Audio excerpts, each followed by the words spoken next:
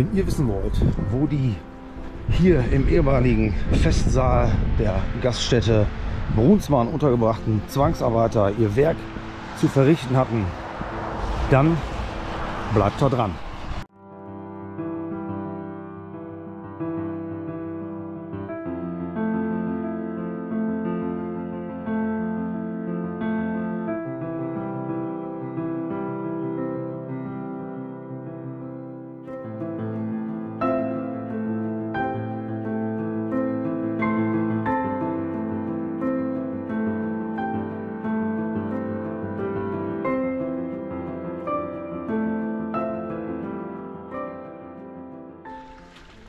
Ja, mit den vorangegangenen Eindrücken heiße ich euch wie so häufig herzlich willkommen zu einem neuen Video.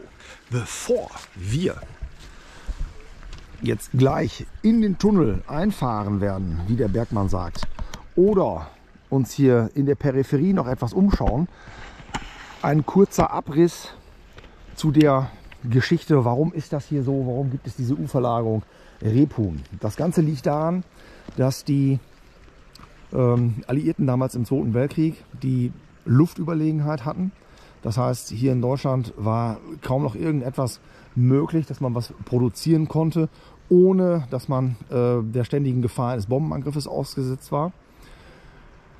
Daraufhin hat man wirklich wichtige Teile der Rüstungsindustrie, damit man überhaupt noch irgendwie weitermachen konnte, in sogenannte Untertageverlagerungen verlegt.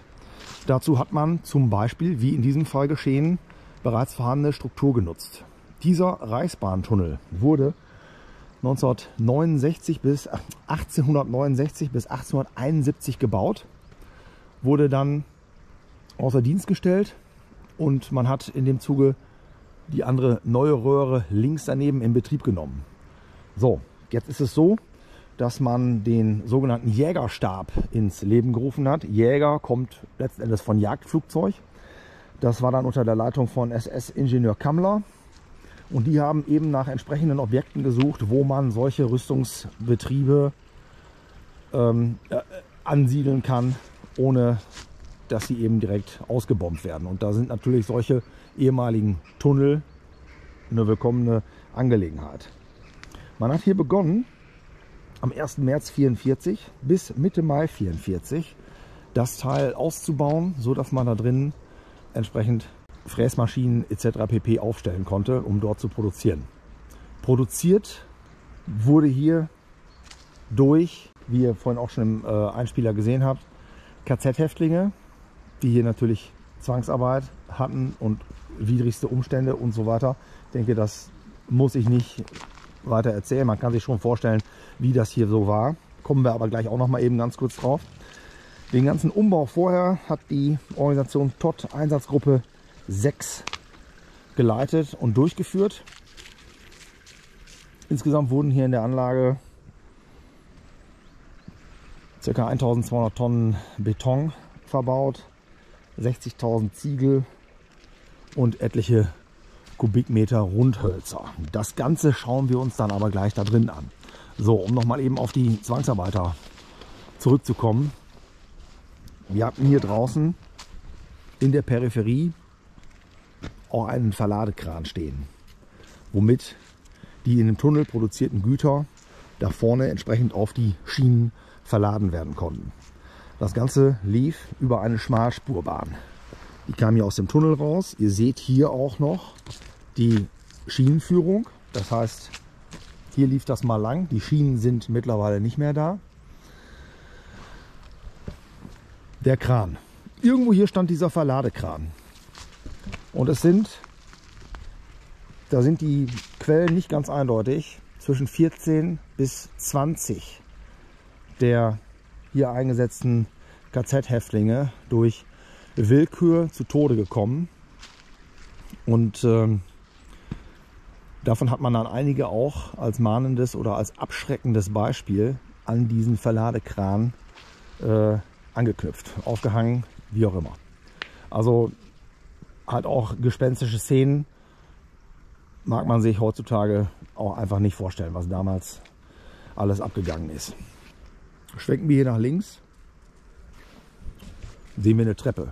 Treppenaufgang, der oben auf das Tunnelportal drauf führt.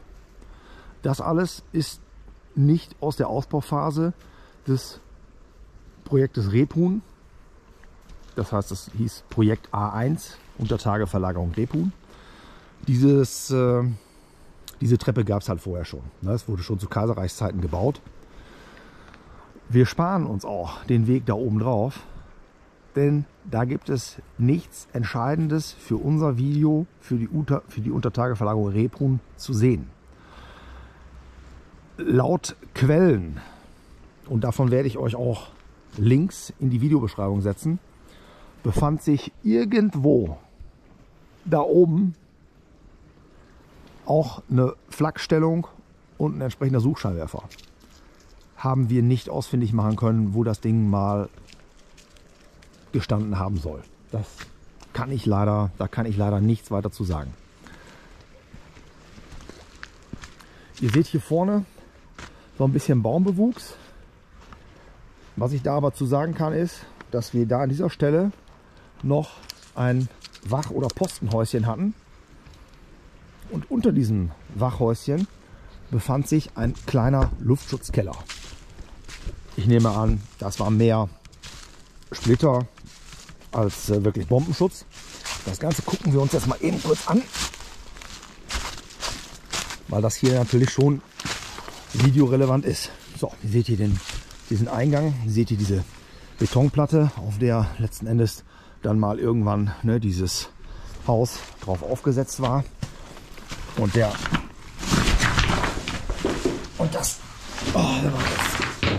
wunderbar. So, ausgerutscht, hingefallen, macht nichts. Und so sieht das Ding von innen aus. Ganz kleines Teil, kannst du kaum drin stehen. Da vorne zur Rechten, das müsste noch ein Notausstieg sein. Ja, an uns ist gerade, wie ihr unschwer erkannt habt, denke ich, ein Zug vorbeigefahren. So. Dann haben wir diese Struktur hier auf jeden Fall beleuchtet. Das ist hier so ein kleiner Luftschutzkeller, sag ich mal. Dann gibt es hier noch eine weitere Geschichte. Da seht ihr da vorne vor Kopf. Da gehe ich mal eben ein bisschen näher dran und dann schalte ich euch wieder dazu. So, jetzt sind wir noch mal ein bisschen näher an diese Struktur herangetreten. Es gibt auf verschiedenen Seiten immer wieder Berichte über einen Bombenstollen, der hier sein soll. Also ein Bombenschutz, auch von dem Büro von der Organisation Todt. Wo der ist, das zeige ich euch im Anschluss ans Video. Die Stelle haben wir auf jeden Fall gefunden. Hat auch ziemlich lange gedauert, bis wir das gefunden haben.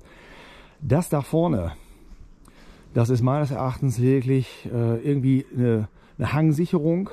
Hier stand mal ein Stellwerk seinerzeit und dahinter befindet sich kein Eingang in irgendeinen Tunnel. Es ist also nicht belegt, dass es noch irgendwie einen Tunnel gab. Der immer gesucht wird, wie gesagt, befindet sich woanders. Das ist nicht das. Es tut keine Not, darüber zu gehen und zu schauen, ob man da irgendwo reinkommt. Ich war da nämlich auf der anderen Seite und ich kann euch sagen, völlig unspektakulär, muss sich keiner hier in Gefahr bringen und über irgendwelche Bahnschienen laufen. So, und jetzt gucken wir uns das nächste an. So, der Schnitt war eigentlich gerade totaler Blödsinn. Wir sind immer noch an der Stelle. Ich drehe mich nur mal eben einmal um. Und da seht ihr hier vorne eine Steilwand. Diese Steilwand ist natürlich im Zuge der Trassenlegung hier entstanden.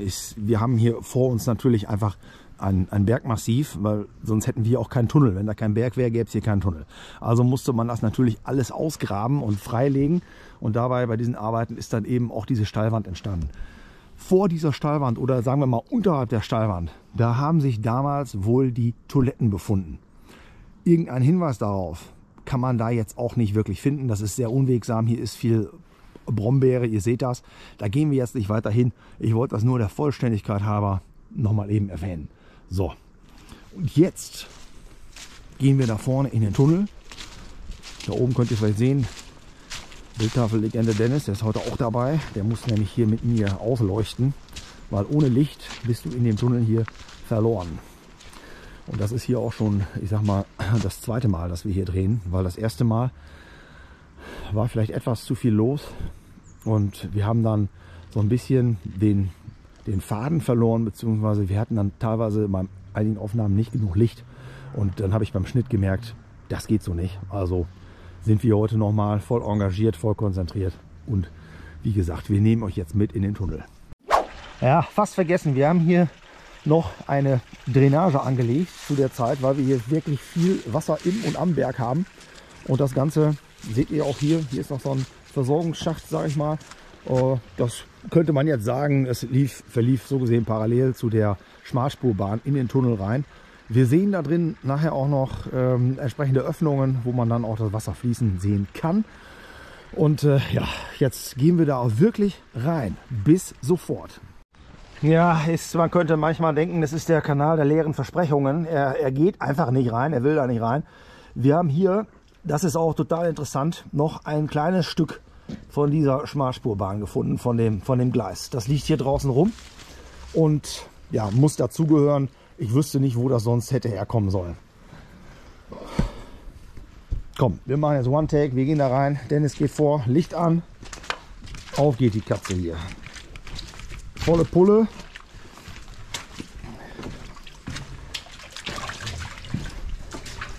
Oh, hier steht auch noch mehr Wasser drin als neulich, glaube ich. Dexter, kommst du mit?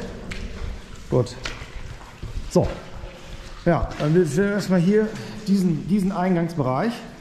Und zwar seht ihr hier so eine Holzverschalung. Man sieht das jetzt eigentlich kaum noch, aber ich kann euch das sagen, was ihr hier vorne seht, entlang der Decke. Das ist eine Holzverschalung.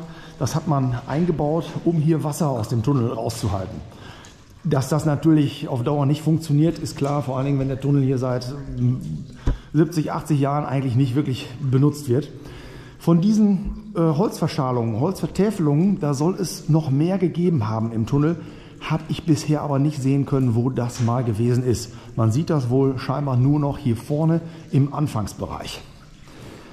Was ihr hier sonst in diesem Tunnel noch seht, das sind Dinge, die hier vorher nicht drin waren.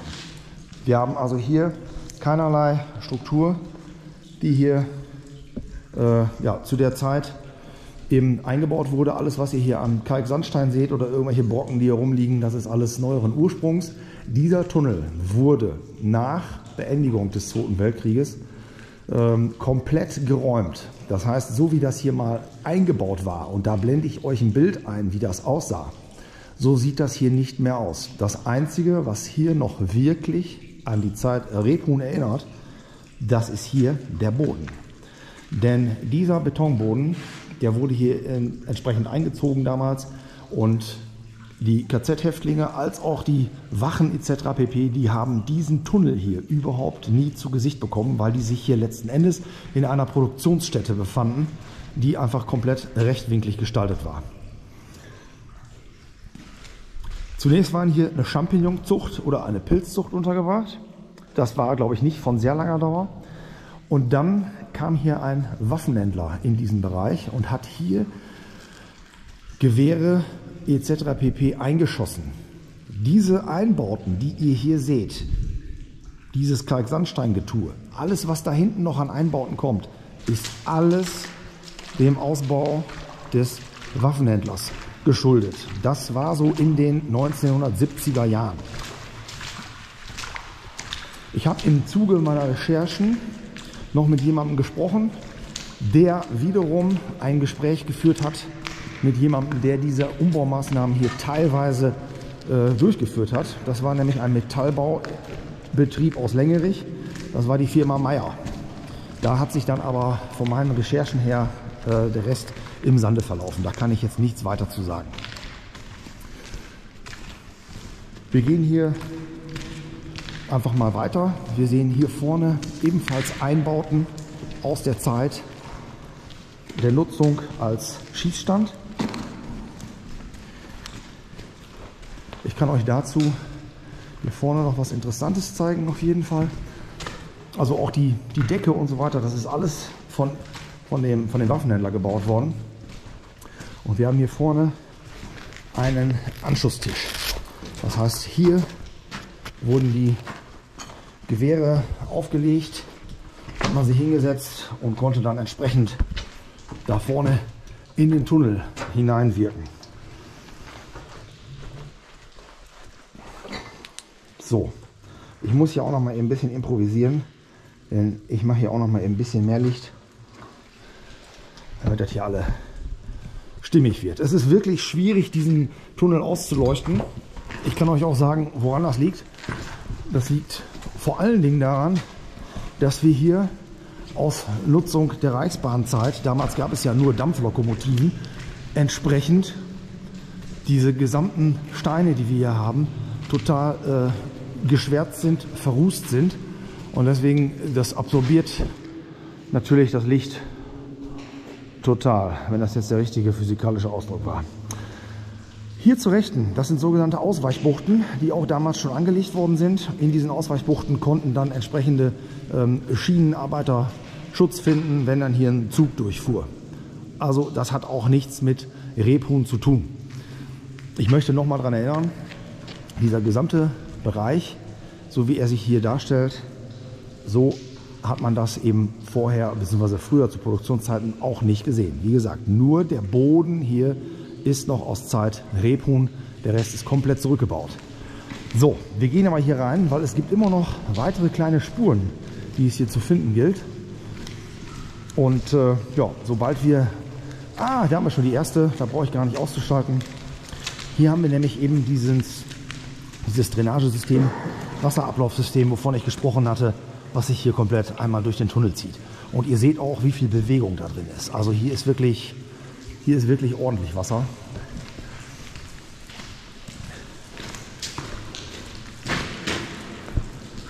Hier an der Wand haben wir noch irgendwie so einen Rundstahl.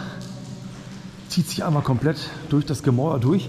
Könnte ich mir schon vorstellen, dass das aus Umbauzeiten ist, dass man da irgendwas noch aufgehangen hat oder befestigt hat. Das Ganze war ja hier auch beleuchtet und so weiter.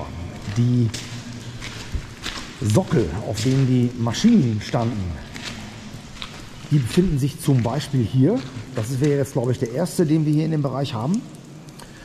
Und diese Maschinen, die wurden von Elektroheizungen beheizt. Das heißt, irgendwo hier rechts aus dieser Wand heraus, wie auch immer, ihr müsst euch da eine Wand vorstellen, eine gemauerte Wand, ihr habt das ja auf dem Bild gesehen, muss eine Elektroheizung gestanden haben, die dann diese Apparatur letzten Endes geheizt hat, sodass wir hier keine Kälte- oder Nässeschäden hatten.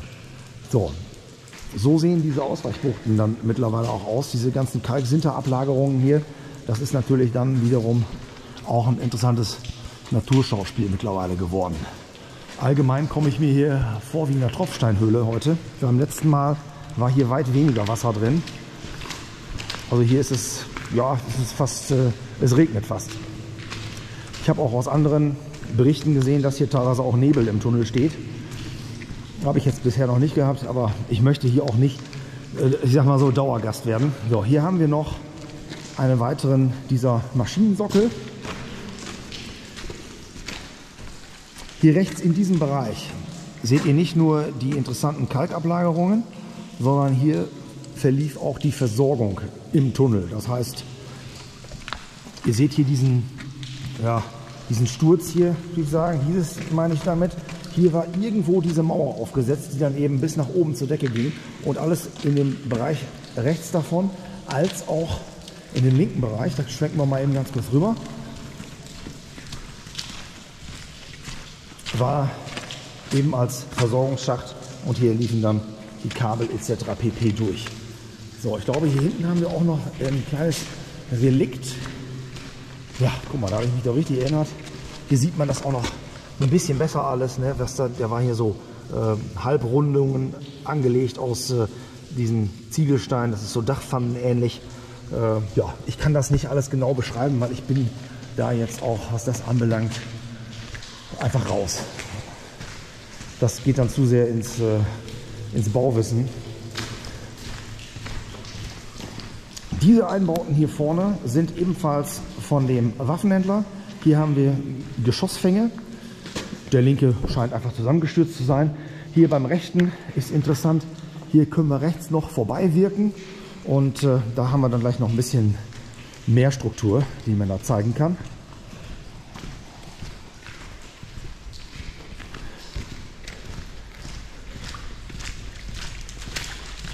Hier nochmal wieder so eine Drainageöffnung.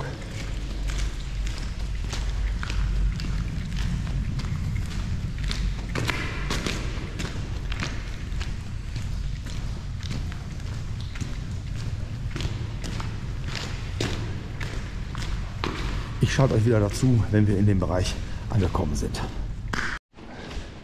Ja, einige Meter weiter sehen wir hier nochmal wieder zwei der Geschossfänge. Die sind also besser erhalten. Und hier rechts sehen wir sogar, dass hier richtig mit Metall gearbeitet wurde, um diese Aussparung da entsprechend zu schaffen. Ich könnte mir vorstellen, dass in dem Bereich, wo wir gerade waren, auch mal so ein Metall angebracht war. Der Tunnel war in der Mitte oder in der relativen Mitte war der geteilt in quasi zwei Bereiche, einmal den Nordbereich, einmal den Südbereich. Und da muss ich jetzt noch mal eben ganz schnell für euch schauen. Meines Erachtens sind wir hier nämlich schon im Nordbereich, da wir hier komplett andere Struktur haben, dieser Maschinenbausockel. Im Südbereich, also da, wo wir gerade herkommen, da waren die Vereinigten Leichtmetallwerke Hannover. Die haben unter anderem Profile für Tragflächen aller gängigen Jagdflugzeuge hergestellt. Im Nordbereich, da war die Firma Aldinger oder auch Aldinder, das ist jetzt nicht ganz genau überliefert, ich konnte da im Netz auch nichts zu finden. Aldinger ist allerdings ein weitaus gebräuchlicherer Name. Die haben Treibstofftanks für die V1-Flugbombe dort gebaut, also sprich in dem Bereich, in den wir jetzt hineinschauen. In der Mitte, da gab es Büros, eine Küche und eine Krankenstation und das Ganze war auch, die beiden Bereiche waren durch eine fest eingebaute Betonwand voneinander getrennt. Da ist bei mir so ein bisschen die Sache, man sieht nichts mehr davon, ne? Also man kann hier keine Spuren von einer Betonwand erkennen, man kann hier auch nicht sehen, wo hier eventuell mal dieses Büro untergebracht gewesen sein soll, wo sich das abgefunden hat. Ist leider nicht mehr da, da können wir uns einfach nur auf Quellenlage berufen, auf Leute, die da eben was zu geschrieben haben. Hier ist nochmal diese Drainageanlage, das sieht ganz interessant aus, weil wir hier auch mal noch nach rechts so einen Abzweig sehen, wo dann auch entsprechendes Wasser ausströmt.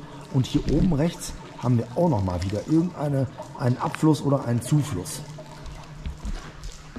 Ja, diese Maschinensockel hier sind recht prägnant, deswegen ich trenne die Bereiche anhand der Sockel. Ich wüsste nicht, wie man sie sonst so trennen könnte. Man müsste es, wenn, dann genau nachmessen.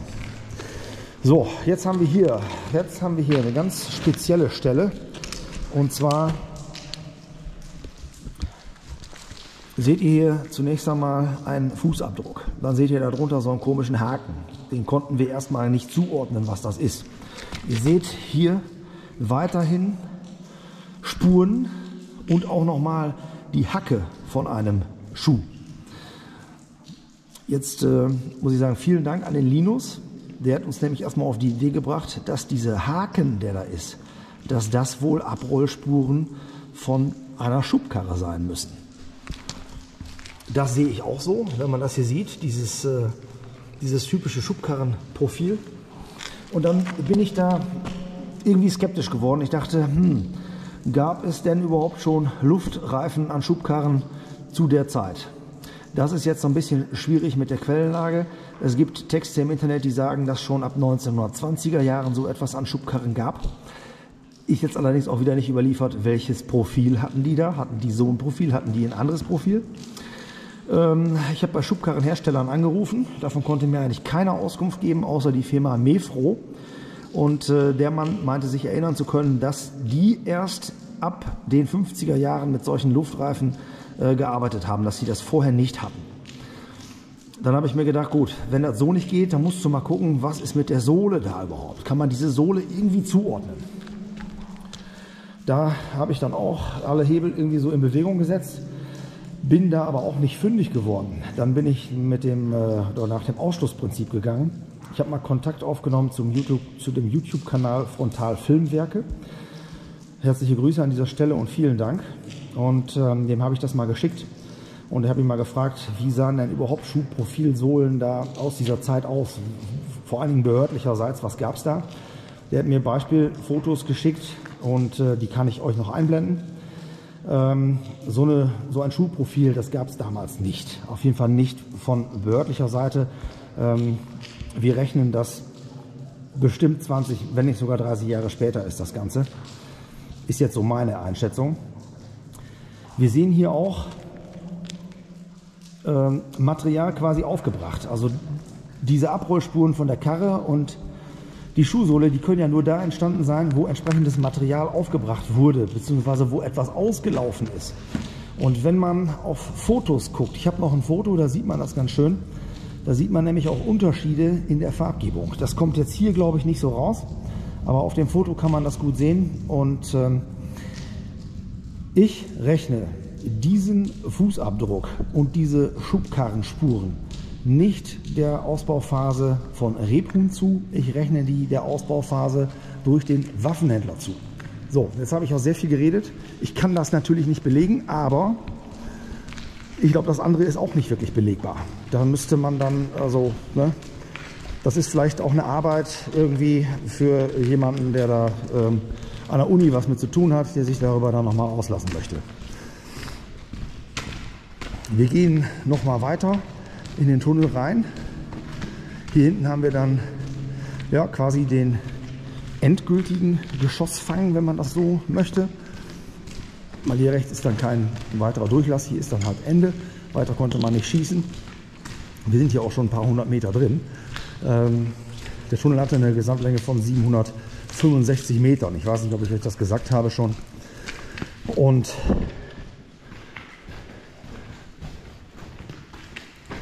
na gut, das passt jetzt natürlich nicht mit dem Geschoss, mit der Geschossfangwand. Hier ist ja noch eine zweite, das heißt von hier aus wurde dann ebenfalls nochmal da irgendwie hingeschossen. Ob man dann hier nochmal eine kürzere Bahn installiert hat, alles möglich. Aber das ist jetzt hier auch nicht das Thema des Videos. Wir beschäftigen uns ja mit dem, was man auch aus der Zeit der U-Verlagerung Rebhuhn hier sehen kann. Und das zählt ja nun mal definitiv nicht dazu. Ich schaue euch wieder ein, wenn wir hier quasi am Ende sind. Jo, jetzt sind wir hier nochmal eben an einem dieser Maschinensockel und hier haben wir noch zur Rechten so ein Kabel, was eben aus der damaligen Zeit ist. Habe ich da jetzt nicht einfach dran gelegt. Das sieht man auch, dass das älteren Datums ist. Es ist eben fest in diesem Sockel mit integriert, mit eingegossen. Ist auch, soweit ich das gesehen habe, das einzige Kabel, was man hier noch sehen kann. Gut, Kleinigkeit, aber es ist auf jeden Fall ein Hinweis. So, da haben wir doch tatsächlich noch ein zweites dieser Kabel gefunden. Ich filme es nochmal eben so ein bisschen ab, damit ihr Beeindrucke davon habt. So sieht das hier aus. Prima. So, noch mehr Sockel. Hier rechts haben wir irgendeine Betonarmierung. Ich nehme an, dass die auch einfach nur zur Stabilität des Tunnels diente. Denn 1935 wollte die Reichsbahn diesen Tunnel eigentlich, ich glaube 1935 war das schon, wollten die wieder in Betrieb nehmen und haben da mal geguckt. Ich glaube einfach nur geguckt, ob das möglich wäre. Ich glaube, so war das. Und haben die festgestellt, dass im Nordbereich kleinere Baumaßnahmen nötig wären, dass das Tunnel aber sonst in sehr gutem Zustand wäre. Wir sind hier nämlich im Nordbereich. Hier ist nicht mehr weit bis zum Ende des Tunnels. Und deshalb denke ich, dass man hier einfach nur so eine Stütze eingezogen hat, die halt hier für Statik sorgen soll. Hier endet das Ganze. Das heißt, hier haben wir eine Aufschüttung. Wir können da noch natürlich hochgehen. Da ist jetzt die Quellenlage wieder äußerst dürftig. Aber eine Quelle sagt, dass diese Aufschüttung, diese Verräumung hier unter der Regie der Deutschen Bahn AG stattgefunden hat, weil die den Tunnel eigentlich komplett verfüllen wollten. Es ist dann dazu aber nicht gekommen, weil der eben unter Denkmalschutz steht und dann haben da Leute gesagt, das könnt ihr nicht machen, ihr könnt den nicht einfach verfüllen, den Tunnel. Und deshalb, hier ranken sich natürlich auch immer irgendwelche Mythen und was weiß ich was drüber, wie das entstanden ist. Ich kann euch nur dazu sagen, meine Quellenlage, die ich dazu gefunden habe, sagt eben, das ist hier verfüllt worden durch die Deutsche Bahn AG und wie gesagt, dann eben nicht beendet worden. Es sind ca. 60 bis 70 Meter und ich denke, dass da hinten dann auch letzten Endes das Nordportal ist. Das Nordportal ist komplett verschlossen, da kommt man nicht rein, da kommt man nicht raus. Das war auch zu Zeiten von Rebhuhn kein Ein- oder Ausgang. Das war also einfach nur verschlossen und wurde dann letzten Endes bewacht. So, ihr habt jetzt vielleicht gerade schon hier diesen Schrotthaufen gesehen. Das sind Elemente, die hat man zur Sicherung benutzt. Die waren also hier in einem Gang eingebracht. Den Gang, den zeige ich euch jetzt eben. Das ist nämlich hier vorne ein alter Verbindungsschacht zwischen dem Alt- und dem Neubau des Tunnels. Das hat jetzt mit Rebhuhn auch nichts zu tun. Da leuchten wir auch nur eben einmal kurz rein und werden dann nicht weiter darauf eingehen. Also hier waren die Dinger eingebracht und da vorne geht eben dieser Gang und der geht komplett rüber bis auf das heute noch befahrene Gleisbett bis in den anderen Tunnel. Ihr kommt da natürlich nicht durch, da ist ein entsprechend massives Gitter vor und da sollte auch keiner auf die Idee kommen, da in der Gegend rumzukrauchen. So viel dazu. Und hier seht ihr diesen Berg, der sich da auftürmt. Sind auch schon mal Leute drüber hergekrochen. Allerdings die Erkenntnis war leider auch rar, weil es gibt da eben nichts zu sehen. Kannst du machen, ist aber eben auch ja, schon irgendwo ein Risiko, ne, wenn man sich hier so bewegt. Gut, wenn jetzt hier in dem Tunnel, wenn uns jetzt hier nicht noch irgendwas Gravierendes auffällt, dann schalte ich euch wieder dazu, sobald wir den Tunnel verlassen haben.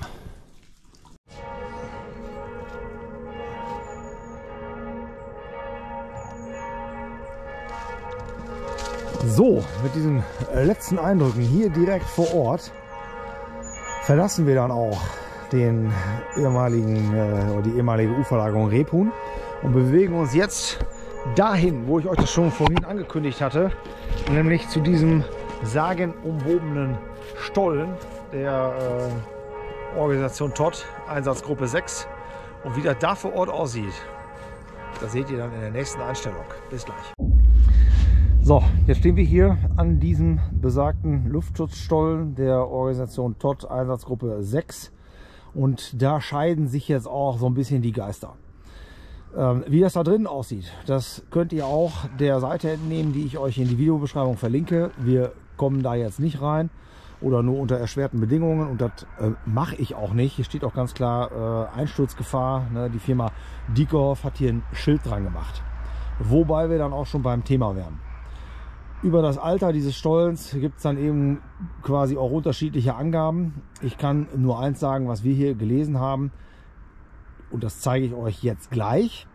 Dieser Stollen hier oder dieser Eingang, den gibt es schon weitaus länger, als es die Uferlagerung Rebhuhn gab. Das heißt also, wenn überhaupt, wurde dieser Stollen nachgenutzt vor der Organisation Todt, aber nicht extra angelegt. Und auch, ich gehe davon aus, dass das, was da in den Berg noch reingetrieben wurde, dass das vorher auch schon da war, dass das wahrscheinlich von der Firma Diekerhoff gemacht wurde. Belegen kann ich das nicht, aber ich glaube, die anderen, die das andere sagen, können das wahrscheinlich auch nicht belegen. Ich weiß auch immer nicht, woher diese ganzen Informationen kommen. Ich kann ja auch immer nur dem nachgehen, was ich dann wieder im Internet lese. Und das ist natürlich dann auch oft so, da schreibt der eine vom anderen ab und dann werden die Quellenlagen dann auch nicht mehr geprüft oder wird auch nicht veröffentlicht. Wo kommt das denn überhaupt her, dieses Wissen? Ich kann nur noch mal eben auch eins zitieren. Hier steht nämlich auch was geschrieben. Des Weiteren wurde auch ein Luftschutzstollen für das Baubüro und zu Sonderlagerzwecken in der Nähe erbaut. Das ist dieses Ding. Dieser ist zwar nicht komplett fertig geworden, aber ein Teilstück der Stollen wurde bereits ab August 1944 als Büro genutzt. Und das passt alles nicht. Ab August 1944, das ist also nach der Phase, in der das Rebhuhn gebaut wurde. Das war ja schon vorher fertig.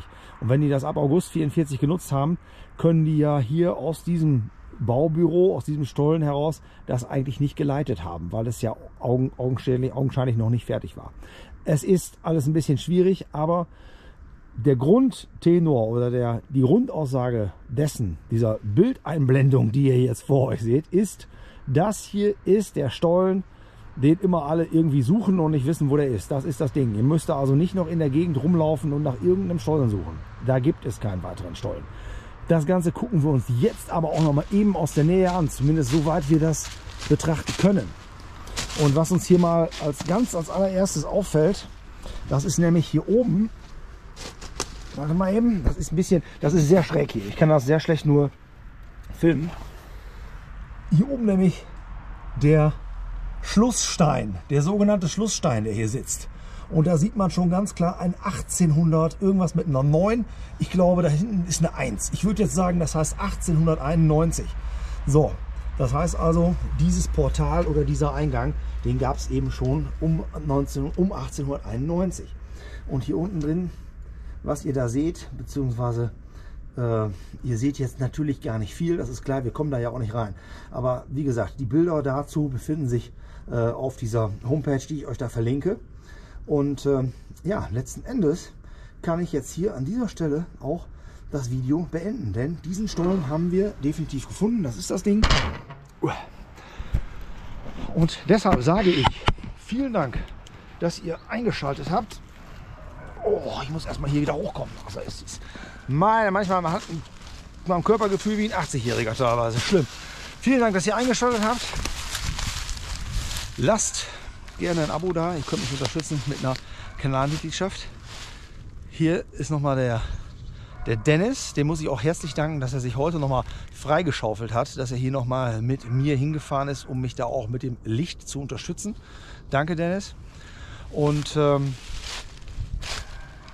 wer hier irgendwas drüber weiß, schreibt was Zielführendes in die Kommentare. Auch gerne dann mit einer entsprechenden Quellenangabe.